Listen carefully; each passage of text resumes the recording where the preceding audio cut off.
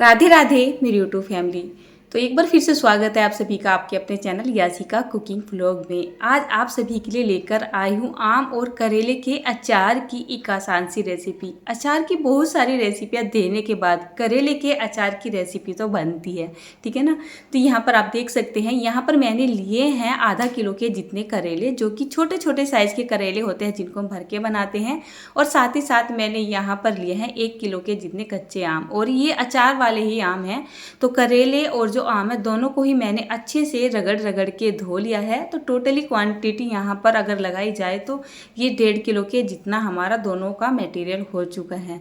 ये रेसिपी वैसे मेरी नहीं है, अभी लास्ट टाइम मैंने आपके साथ किरोंदे के अचार की रेसिपी शेयर की है। मुझे किरोंदे का अचार बनाना नहीं आता था, थोड़ा थोड़ा याद था, बचपन में कभी खाया था। तो मैंने फ़ोन किया अपने घर पे और वहीं पे अपनी ताई जी से पूछा कि करौंदे का अचार कैसे बनाया जाता है। तो उन्होंने ही मुझे बताया था कि इस तरीके से करौंदे का अचार बनाया जाता है। तो उन्होंने मुझे 2-3 अचार की रेसिपी और बताई थी, जिसमें से ये करेले की रेसिपी है। तो उन्हीं ने बताया था कि करेले के और आम के अचार को इस तरीके से बनाया जाता है। ये बहुत ज़्यादा गुणकारी होता है और बहुत ही ज़्यादा टेस्टी भी होता है।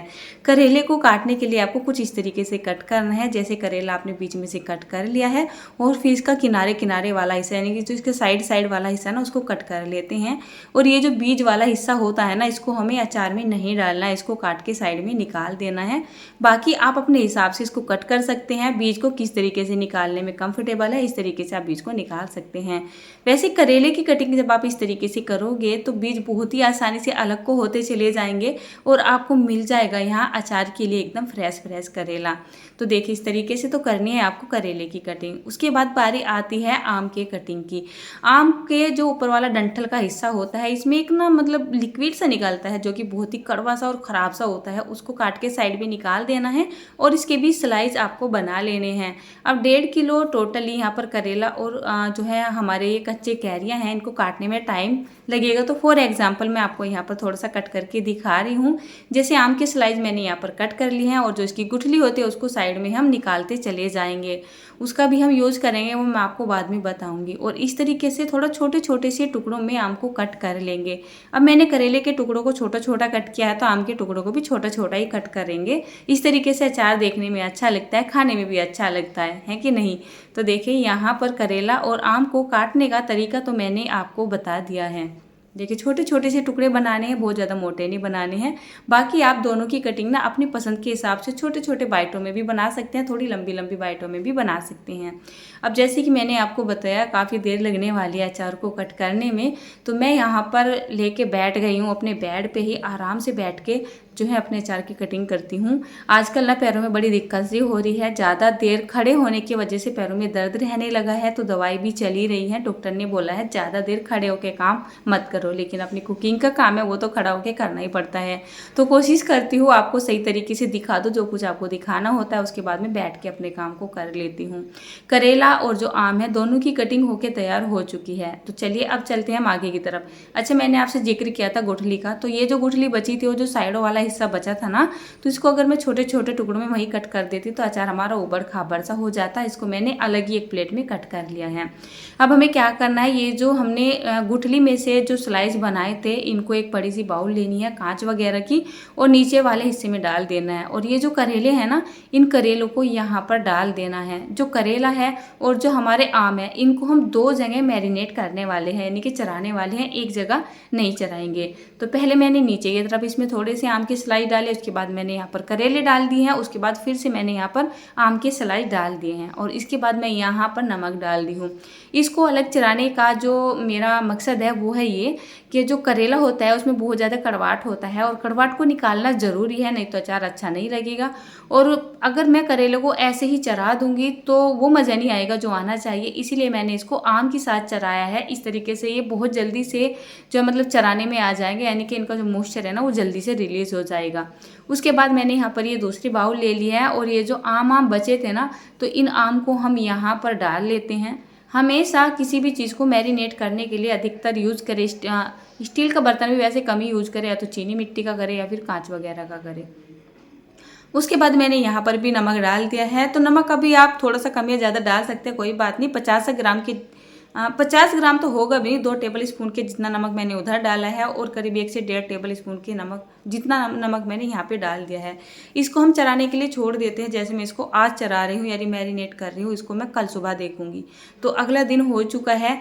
आम का और करेले का जितना भी मॉइस्चर था वो सारा का सारा रिलीज हो रहा है। इससे पहले हम यहाँ पर एक मसाला बना के तैयार करते हैं। मैं यहाँ पर ले रही हूँ करीब 2 टेबल स्पून के जितना साबुत धनिया, 1 टेबल स्पून के जितना सौंफ ले लेती हूँ, 2 छोटा चम्मच के जितना जीरा ले लेती हूँ, साथ ही साथ करीब 2 छोटा चम्मच के जितना ही मैं यहाँ पर ले रही हूँ काले वाली सरसों। इसकी जगह मेथी दाने का इस्तेमाल, मेथी दाना नहीं, मैं क्या बोल रही हूँ, क्या होते हैं ना हमारी राई का इस्तेमाल भी कर सकते हैं अगर आपके पास सरसों नहीं है। उसके बाद 2 छोटा चम्मच के जितना मैंने यहाँ पे डाला है मेथी दाना। यहाँ पर 1 छोटा चम्मच के जितना अजवाइन डाल रही हूँ। किसी किसी को बहुत शौक होता है अचार खाने का, तो सर्दियों के मौसम में भी खाता है, तो ऐसे में आप अजवाइन डाल के रखिए। अचार का तासीर गर्म हो जाता है और नुकसान नहीं देता है। करीब मैंने यहाँ पर 2 छोटा चम्मच के जितना डाल दी है कसूरी मेथी और यहाँ पर 2 छोटा चम्मच के जितना मैंने डाल दी है काली मिर्च। इनका हमें फाइन सा पाउडर बनाना है, फाइन सा नहीं बनाना है, थोड़ा सा दरदरा बनाना है। आपको मैं बता दूं जो मसाले मैं यहाँ पर पीसने जा रही हूँ इनको मैंने पहले से ही धूप में सुखाया हुआ है। अचार बहुत ज़्यादा डाले जा रहे हैं तो मैं मसालों को जब भी मौका लगता है जब भी धूप दिखा देती हूँ। अब जो हमारा ये अचार है ना कम से कम 24 घंटे हो चुका है, बिल्कुल चरा के तैयार हो चुका है। इसका जितना भी मॉइस्चर है ना वो सारा का सारा रिलीज़ हो रहा है।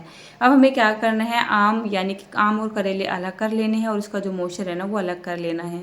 तो ये है हमारा आम, और आम के नीचे जो पानी है ना इसको हम एक बाउल में निकाल लेते हैं क्योंकि इसका ना आगे चल के काम पड़ने वाला है, इसको हमें फेंकना नहीं है। तो किसी भी जाली पे आप इन आम को निकाल दीजिए और ये जो नीचे पानी बच रहा है इसको ढक के और संभाल के रख दीजिए।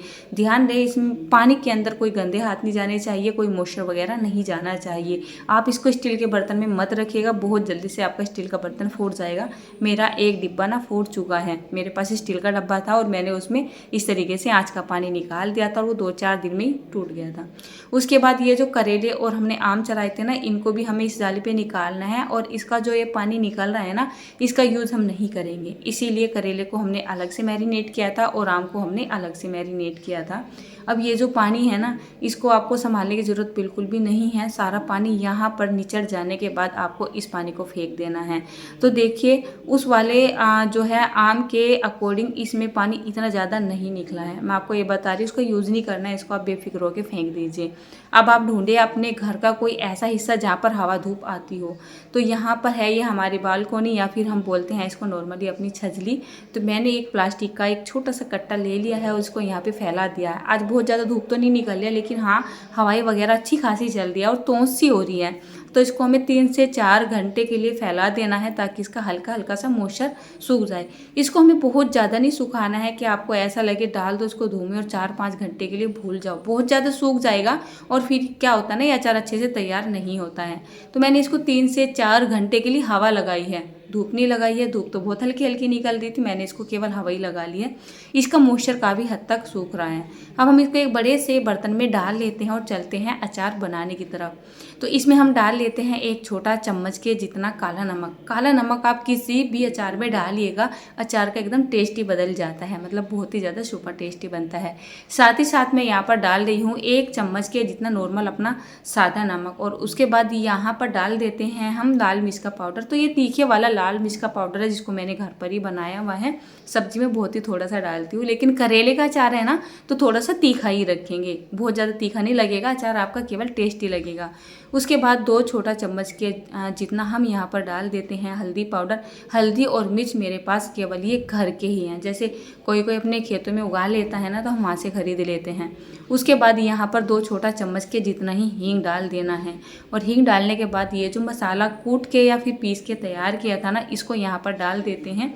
इस अचार में मसाले को थोड़ा सा दरदरा करके ही डालेंगे तो अचार का जो टेस्ट है ना एकदम निखर सी के आता है, एक अलग ही आता है। बाकी अगर आपको ऐसा लगता है कि जो अचार का मसाला है वो काफ़ी मोटा है, हमारे दांतों में चिपकता है, तो आप इसको बारीक कर लीजिएगा। उसके बाद बारी आती है यहाँ पर तेल डालने की। तो मैं यहाँ पर ले रही हूँ सरसों का तेल, जो कि कच्चा है। तो ये मेरे घर का ही तेल है। अगर आप मार्केट का तेल इस्तेमाल कर रहे हैं और आपको ऐसा डाउट है कि तेल के अंदर मॉइस्चर हो सकता है, तो आपको क्या करना है, तेल को गर्म करके और उसको ठंडा करने के बाद ही यहाँ पर डालना है। इसको हम अच्छे से मिक्स कर देते हैं। अब मैं आपको बताती हूँ, जैसे मैंने यहाँ पर ये तेल वगैरह डाल दिया, मैंने अपनी बेटी से पूछा कि यासिका, मैंने जो वो पानी निकाला था अचार का, वो पानी कहाँ है। तो आजकल वो घर में सफाई करती रहती है, काम वाम करती रहती है, तो उसने वो पानी फेंक दिया था। तो जब कभी मैं नेक्स्ट टाइम में आम को चराऊंगी ना, और उसमें जो पानी निकलेगा उसमें से थोड़ा सा पानी इसमें डाल दूंगी। आज का पानी डालने से अचार बहुत जल्दी से गल जाता है और उसकी लाइफ बढ़ जाती है। मुझे यहाँ पर 1 चम्मच के जितना नमक और भी डालना पड़ गया था, क्योंकि मैंने यहाँ पर आज का पानी नहीं डाला। अगर आप आज का पानी डाल रहे हैं, जो मैरिनेट किया हुआ पानी था वो डाल रहे हैं, तब आपको नमक डालने की ज़रूरत नहीं पड़ेगी।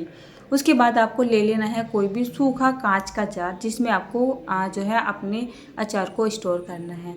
अचार को स्टोर करने के लिए हमेशा या तो चीनी मिट्टी के बर्तन का इस्तेमाल करें, या फिर आप चीनी मतलब नॉर्मली कांच के बर्तन का या फिर डब्बे वगैरह का जो इस्तेमाल करें, या सिंपली अपने मिट्टी के बर्तन का इस्तेमाल करें, तो आपका अचार लॉन्ग टाइम के लिए टिका रहता है, ख़राब नहीं होता है। दूसरा, जब भी आप जिस बर्तन में, जिस डब्बे में अचार को स्टोर करने के लिए जा रहे हो, बिल्कुल मॉइस्चर फ्री होना चाहिए। अगर आप उसको धो रहे हो तो उसको 1-2 घंटा पहले धो ले और थोड़ी बहुत धूप लगा दे, यानी कि वो बिल्कुल सूख जाना चाहिए। अगर आपको ऐसा लगे कि अचार में थोड़ा बहुत तेल कम है, तो आप थोड़ा बहुत तेल यहाँ पर इस तरीके से डाल सकते हैं। अभी काफ़ी सारा अचार बच रहा है, उसको मैं दूसरे डब्बे में निकाल लेती हूँ। मुझे थोड़ा सा दोपहर के काम की जल्दी हो रही है, क्योंकि अभी मुझे खाना भी बनाना है। आपको दिखाने के लिए मैंने इस अचार को फटाफट से इस डब्बे में डाल दिया है। तो करेले और आम का अचार बनकर तैयार हो चुका है। ये साल भर तक भी ख़राब होने वाला नहीं है, बस आप इसको 3-4 दिन तक उलटते पलटते रहिए।